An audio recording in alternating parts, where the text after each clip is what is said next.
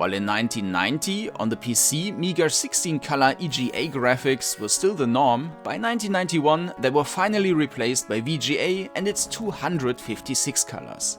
This also marked the beginning of a time when the PC started to surpass the Amiga in terms of graphics, and in turn played a role in shaping what is still considered beautiful pixel art today. And among the frontrunners were Westwood Studios, who in 1991 released the already visually appealing dungeon crawlers Eye of the Beholder 1 and 2, before leaving their old partner SSI, and with that the Dungeons & Dragons license. While SSI went on to develop the third Eye of the Beholder on its own, Westwood, now under Virgin, free from the burden of the license and some technical limitations, set out not only to create a more accessible game, but also to captivate players with an opulent spectacle. You, Dawn, will be the first to grovel at my feet! And with that, hello and welcome to another retro review. This time we are taking a look at Lands of Lore, Throne of Chaos, a dungeon crawler from 1993 that didn't just score well in the press, but also left a lasting impression on many players. But does its once lavish presentation still hold up today? Are the game mechanics still accessible? Or has it aged so poorly it can only be enjoyed through the rose-tinted lens of nostalgia? That's what we will find out in this review. So let's set off on our journey to Gladstone, to the king of the Lands of Lore.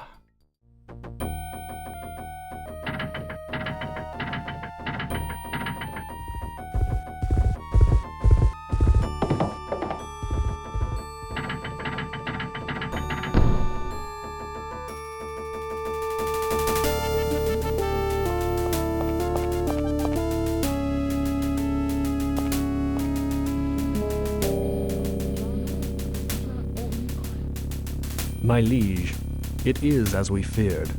Scotia has uncovered the temple and will have the Nether Mask soon. We must be ready for her. She will come here first. But Richard, what worry have we here at Gladstone? Surely we can arrange a defense against any charades. The mask is not a toy. The time has come, and I have no choice. I must destroy her now. What you've been seeing here is part of the game's intro, and if the king's voice sounded familiar, that's because it's none other than Patrick Stewart. While the 3.5-inch disc version has only very limited voice acting like in the intro, the CD version is fully voiced throughout the whole game in pretty good quality. Yes, this mask will serve me well. Beware, King Richard. You will pay for your lack of vision.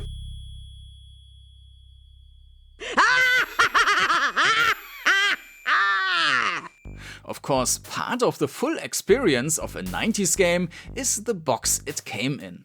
While the front of the nicely designed box shows the Wicked Witch Scotia sitting on a throne, perhaps a nod to the game's subtitle Throne of Chaos, the back already gives a clear indication of how much emphasis was placed on the beautifully pixeled event screens.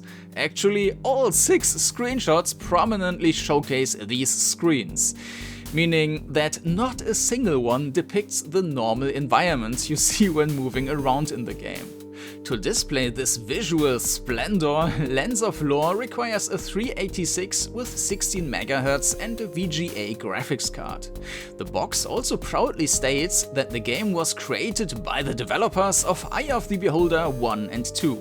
Though right beneath it, in much smaller print, there's an added disclaimer clarifying that Eye of the Beholder has no relation or connection to Lands of Lore.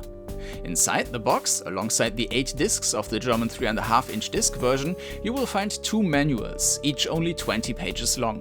The first one contains instructions on how to control the game, but since Lands of Lore is extremely beginner-friendly, it's only necessary to look into it if you've never played a game of this type before, and for example don't know the concept of hit points yet.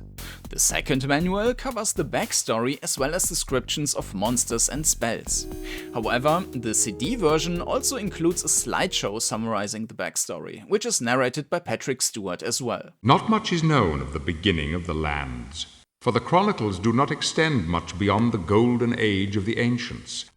In contrast to Betrayal at Kordanor, where the backstory is frequently referenced, in Lands of Lore it's merely additional flavor. You don't need to know it to understand the game, and it might even set the wrong expectations.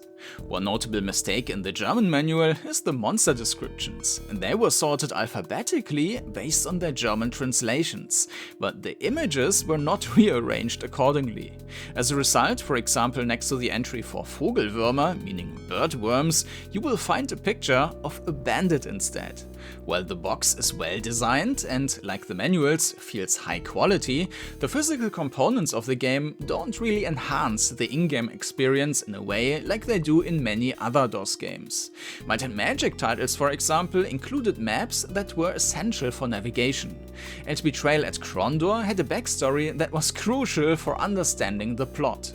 While this might be a bit disappointing to some, it also speaks for how easy it is to jump right into the game, which is especially nice these days when you bought the game digitally on GOG, for example. I have need of a champion. Who among you will volunteer to serve me in this matter? To give you a good sense of the game, we will go through the first in-game hour, which already touches most aspects of the game, and I will add further context where necessary. But there's already quite a lot of stuff happening just in this first hour. Well, have you decided? We start the game in front of the king and can choose one of 4 pre-generated characters, which already sets the game apart from most older dungeon crawlers. In those, you typically had to create your party from scratch, often rolling character stats manually, unless the game provided a quick start group. Our choices here are Akshel, a Dracoid with strong magical abilities, Michael, a bruiser who excels in melee combat, Kiran, a feline creature known for their speed, and Conrad, a human all-rounder.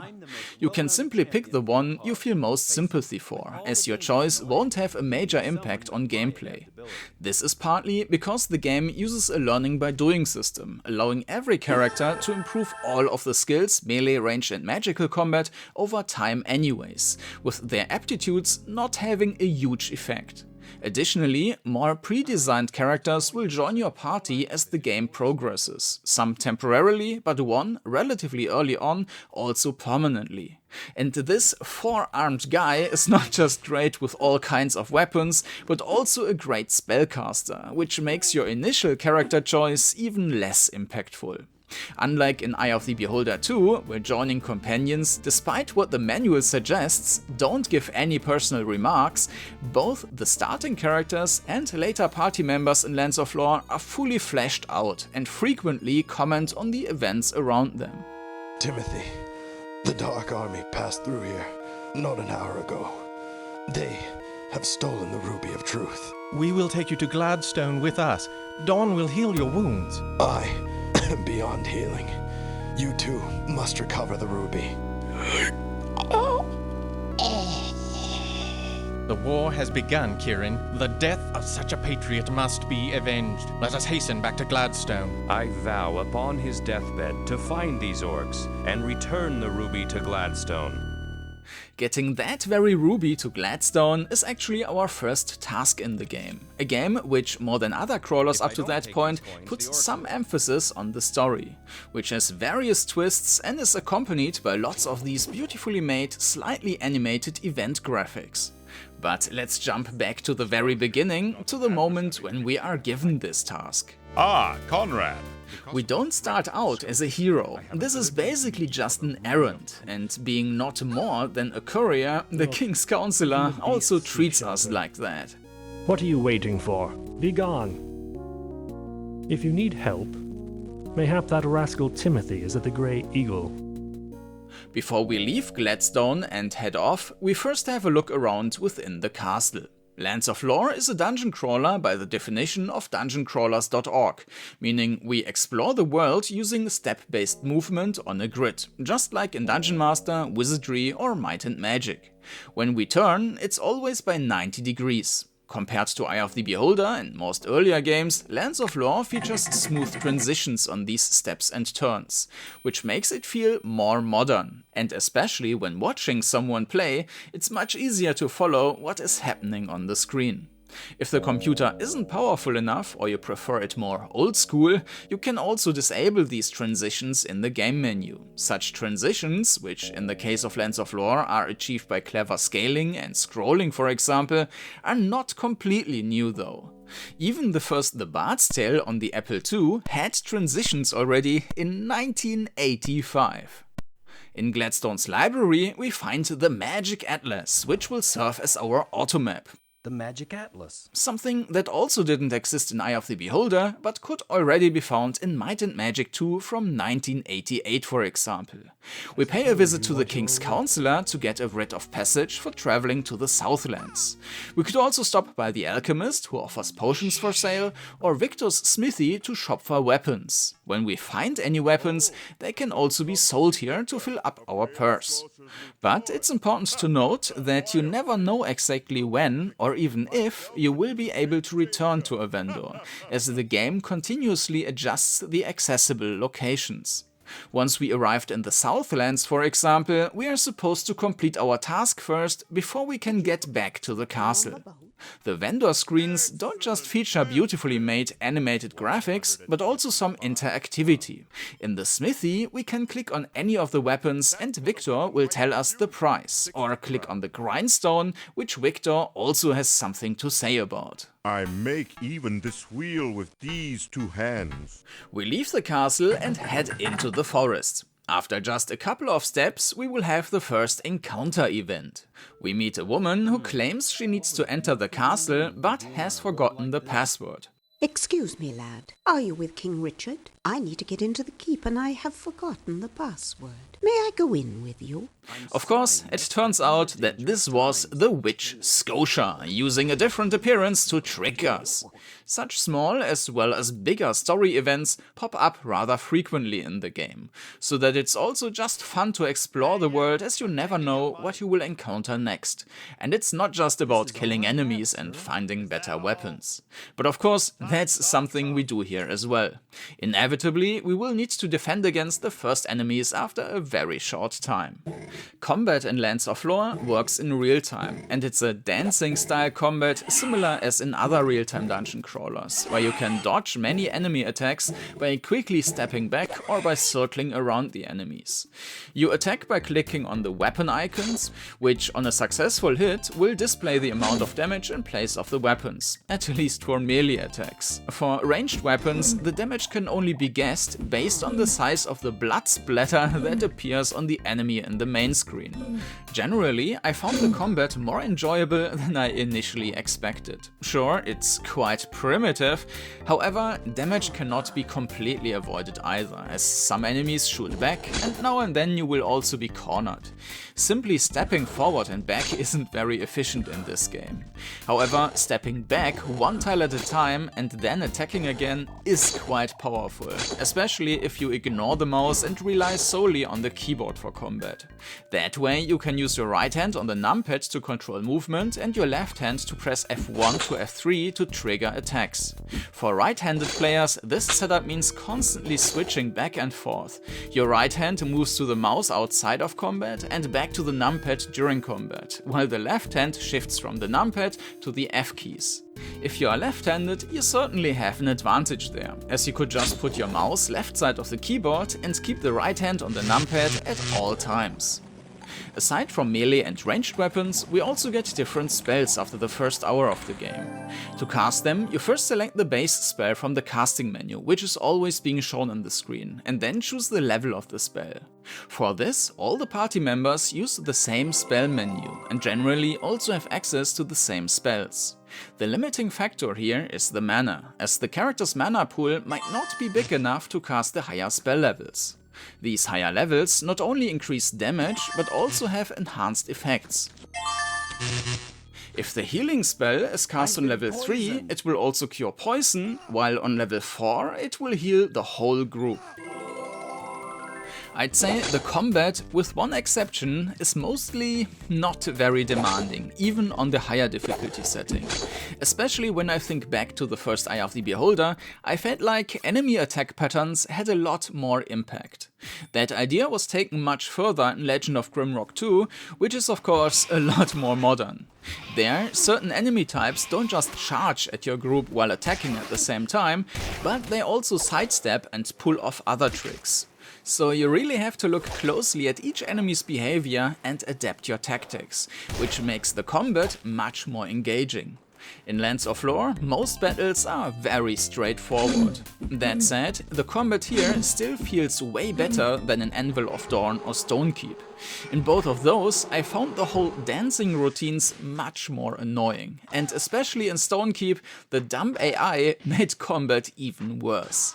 And unlike in Eye of the Beholder, you don't have to run through the hallways after each fight to manually pick up every arrow and thrown weapon and drag it back into your inventory, which is definitely a plus. But while the majority of the combat in Lands of Lore is quite undemanding or trivial, there is one exception. There is a zone where you have to fight ghosts, which come with multiple annoying traits at once. They can move and attack through walls. They have a ranged spell with a super long animation that, just like in Eye of the Beholder, blocks you from inputting any commands while it's playing, interrupting the flow of the game. And on top of that, you can't hurt them with regular weapons. After some experimenting, it's inevitable that you figure out ghosts can be damaged with emerald swords. But fighting your way through waves of these annoying enemies can be seriously frustrating, especially since most enemies in Lands of Lore respawn. Most of the time, that's surprisingly not a big deal, but here it's extremely aggravating. There is a special item that lets you easily destroy them and basically makes the fights trivial, but unless you are playing with a guide, chances are you will never even realize that. But there is a second thing, and while it doesn't make combat much more demanding, it certainly makes it more annoying in later parts of the game. Once you're about halfway through the game, you will face more and more enemies that can disarm you in melee or permanently destroy your equipment. The acid burned my armor! That clearly pushes you towards not getting hit at all, for example by sticking to ranged combat or to reloading your save game over and over. On top of that, you will also find the most powerful ranged weapon halfway through the game, which gives you even more reason to switch over to ranged combat for good. So toward the end, combat definitely takes a turn for the worse, even if overall it still stays more enjoyable than in Stonekeep or Anvil of Dawn. And when it comes to projectiles, it's also less annoying than in Eye of the Beholder. And of course, combat is still the core of this dungeon crawler, even though Lands of Lore offers a lot in terms of exploration and is much more story-driven than most other crawlers. So we are in the forest in front of the castle, and we just need to walk to the ferry, which will bring us to the southern lands. But we can also take some time to explore the area a bit more. In some of the tree hollows or nests, some coins and healing herbs can be found. But when we fully explore the zone, we will also stumble upon a bandit cave, the only fully optional dungeon in the game. It's guarded by bandits at first, and when you arrive, you're greeted with a cool little event screen showing a nicely drawn scene of the situation and prompting us to either attack or try to sneak past them. Once we're finished with everything in the forest, all that's left is to take the ferry down south. We stop by the ferry house, hand over our writ of passage and get a short cutscene showing the brief journey by boat.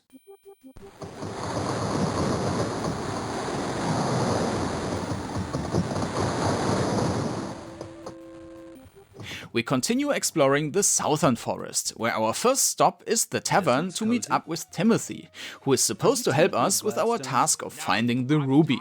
He also becomes our first additional party member, though he won't be sticking around for too long. This forest can be explored as well, and we will find a small hut owned by Buck, a hunter and vendor who offers to sell us a bow among other things. Whether we want to buy anything from him or not should also be decided right away, as we will leave the area again after just a short while, and won't be able to come back. So, while currently we only have a limited area accessible to us with only 1 or 2 dungeons in it, the game will become more open after a couple of hours. For about 2/3 of the game we will have access to a relatively big area with multiple outdoor zones and several dungeon levels at the same time. It's only towards the end that things narrow down again. This leads back to the forest. Now that we have 2 characters in our party, it will also become very apparent that the inventory system has drastically changed since Eye of the Beholder. Of course, we still have a character screen showing us what each character is wearing, and in there we can also see what impact new weapons and armor have on the character values. As mentioned, with the exception of ranged weapons, which you would need to test and estimate. Character-specific backpacks to store potions and other items do not exist any longer. Instead, we have a permanent inventory bar at the bottom of the screen, which can be scrolled left and right. Back in the 90s, I saw this new and simpler inventory system as a relief and clear improvement. And today I would still say that it makes inventory management a bit more pleasant. But this inventory management does suffer from a different issue. Later in the game you will need to collect some ingredients, and each ingredient takes up 1 slot. You will need to collect 4 special keys, which on top of regular keys will also require 1 slot each. And then you get additional quest items as well as the previously mentioned emerald swords, which will block more and more inventory space.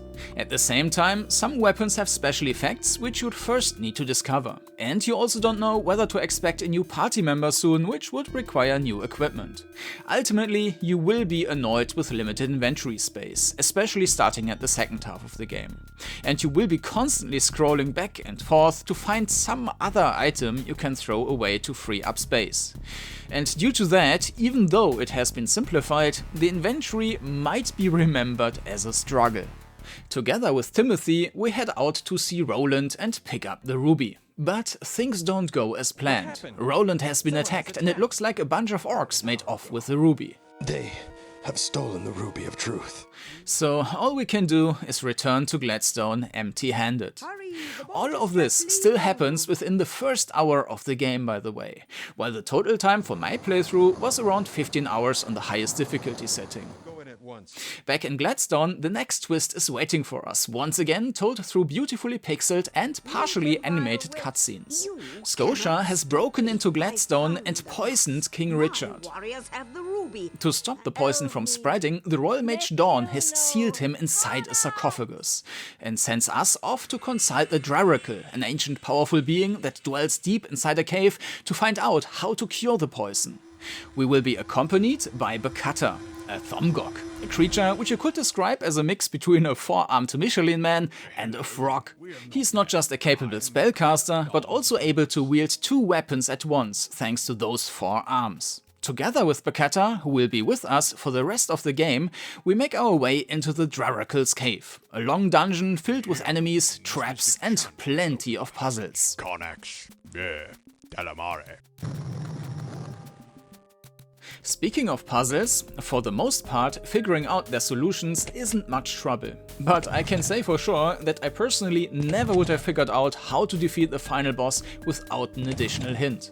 I won't spoil it here, but just be aware that even though Lands of Lore is very accessible, there might still come a point where you will need to consult a walkthrough. When it comes to the character system, however, it's impossible to screw things up. As mentioned earlier, Lands of Lore uses a learning by doing system, and while the infinite enemies don't drop anything, they offer the theoretical option to increase the skill further and further. If you just hit enemies often enough, your melee skill increases, and you gain a random number of additional hit points. The same applies to ranged attacks and spellcasting, except that for spellcasting you get mana points instead. It's somewhat annoying that the gains are randomly rolled, but just like in Eye of the Beholder, the actual impact is so minor that it's not worth trying to optimize it through save scumming or grinding. In fact, you could ignore the entire character system, apart from the gear, and still have no trouble finishing the game. That said, I wouldn't exactly praise this weak system just because it's also inconsequential. While there will also be several longer stretches, starting with the Jericho dungeon, we'll keep encountering new locations, events and story twists throughout the rest of the game that keep things feeling fresh and interesting. That air smells good. Though it has to be noted that the game loses some steam in the final couple of hours. At one point, for example, there is a dungeon where you are forced to choose between wiping out one of two races, supposedly because it is tradition. The whole scenario is questionable for several reasons, and also feels completely out of place as it's not embedded into the game's story at all. And speaking of the game's story, it's apparent that right before the end, some part of the story had been cut out, though I won't spoil the details. What I can say is that the final cutscene is nicely done, and seeing this ending is also satisfying. One thing that genuinely made me happy back then as much as today was how at the very end all the enemies come back on screen like actors after a stage play, and perform the animations one last time. It's a cool moment that makes you reflect on the journey, where you might think, ah yes, the Tauren-like creatures, that's right, I fought these too. And all things considered, I would say that Lands of Lore is worth the journey even today. The game is a lot of fun, though it does start to lose some steam in the second half, when annoyances become more present, whether in combat, the inventory, or towards the end with some of its story and puzzle elements. The pixel art is still beautiful to look at, and the many events and locations, accompanied by charming visuals, make you want to keep exploring the world. Alongside a few simplifications, like the fact that you no longer have to pick up your ammunition after every fight, it's mostly the story elements that help make Lands of Lore a better experience than its spiritual predecessors in the Eye of the Beholder series. It also makes sense to compare Lands of Lore with Stonekeep, which was released 2 years later, as both games are structured in a similar way and share a strong focus on story. Compared to Stonekeep, Lands of Lore doesn't fall off quite as sharply near the end. I'd also call Lands of Lore's pixel graphics more beautiful than Stonekeep's FMV visuals, which eventually just dissolve into a blurry mess, while Lands of Lore maintains its polished presentation right to the end. You can really tell how much care was put into it. What Rick Parks and his team of artists created here and in other Westwood titles of the time stands, for me, as a prime example for the finest pixel art of the 1990s. Bakata! Kieran, it is you. What news do you have from the Droracle? While the sound effects, just like the music tracks by Frank Klepacki, are very well done, and music can now be heard at all times, unlike in Eye of the Beholder, neither quite reach the atmospheric depth of the newer Stonekeep. Combat, on the other hand, also has its weaknesses in Lands of Lore, but overall it's significantly less annoying than in Stonekeep, which becomes extremely tedious, especially towards the end. Uh-oh. This looks like trouble. And so, when I apply today's standards, Lands of Lore will also get a better rating from me than Stonekeep. It does lose a bit due to its weaknesses in combat and a somewhat rough final quarter, but in my eyes it still earns a solid 3/4 thumbs up.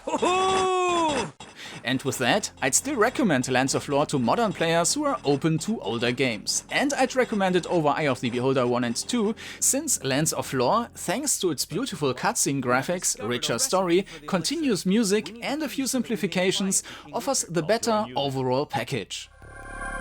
We'll need this key. These days, the game is available on GOG in a bundle together with the second entry in the series for €5.49. Unlike Eye of the Beholder or other games from that era, however, you cannot transfer characters in Lands of Lore. And the second part is also a very different game. One that we might also need to talk about at a later time. And that's it from me for this time. I hope that my review and final thoughts on Lands of Lore have been helpful to you. Or if you already played it yourself back in the day or more recently, that you could relate to it in some way. If that's the case, I'd appreciate it if you left a like. Also, feel free to share your experiences with the game in the comments. If you're interested in reviews of old and new RPGs, including dungeon crawlers, tactics games, and the occasional one off topic like classic hardware, then feel free to subscribe. Lastly, if you'd like to support my work financially, you can either leave a small donation through the YouTube Super Thanks option, once it's available, or use Buy Me a Coffee or Ko-Fi. You will find the links down in the video description. Thank you very much for your kind support. And with that, it's goodbye from me. I will join my buddy, the Draracle now, to watch the parade of creatures from the lands of lore. Thank you for watching. Farewell and until next time.